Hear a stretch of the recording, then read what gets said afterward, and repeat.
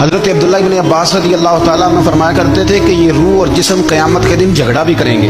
روح کہے گی یا اللہ میں نے تو کچھ نہیں کیا، مجھے تو نہ بھوک لگتی تھی نہ پیاس لگتی تھی، نہ میرے اندر نفس کی خواہشیں تھیں، یہ تو جسم سارا کچھ کھاتا پیتا تھا، جو کیا اسی نے کیا۔ تو جسم عرض کرے گا اے اللہ اگر میرے اندر روح ہی نہ ہوتی تو میں کسی قابل تھا؟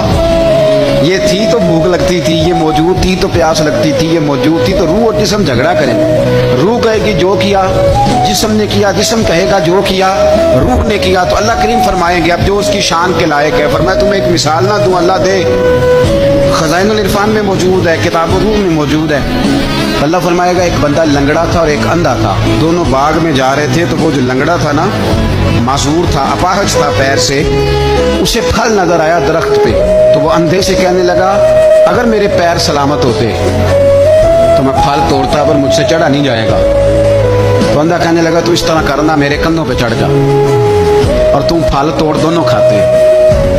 تو وہ جو اپاہج تھا وہ اندھے کے کندھوں پہ چڑھا، پھل توڑے دونوں نے کھائے۔ تو اللہ فرمائے گا جسم اور روح سے بتاؤ غلطی کس کی؟ تو اس کریں گے اللہ دونوں کی۔ تو رب فرمائے گا تمہاری بھی پھر دونوں کی ہوئی ہے، ایک کی غلطی۔ تو جسم اور روح کا رشتہ ہے، ارواح پہلے سے موجود تھیں۔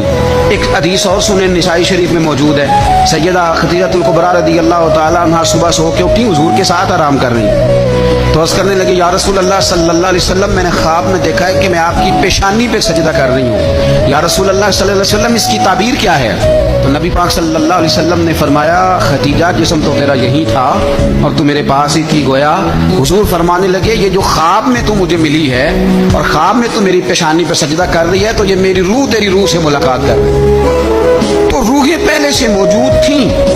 روح کچھ دیر کے لیے جسم سے جدا ہوتی ہے جب موت آتی ہے، پھر قبر میں لوٹائی جاتی ہے، بندے کو بٹھایا جاتا ہے اس کو سوالوں کے جوابات دینے، اور یہ موت کا سلسلہ تا صبح قیامت جاری رہے گا۔ ترمذی شریف میں موجود ہے جب جنتی جنت میں اور جہنمی جہنم میں چلے جائیں گے تو ایک مینڈے کو لا کے، بکرے کو لا کے ذبح کیا جائے گا، اور اب فرمائے گا یہ موت ہے، آج میں نے ذبح کر دی ہے، آج کے بعد کسی کو موت نہیں آئے گی، لیکن اس کے پہلے تک ہر ایک کو موت، حضرت اسرائیل کو بھی موت آئے گی، حضرت میکائیل کو بھی موت آئے۔ کیوں؟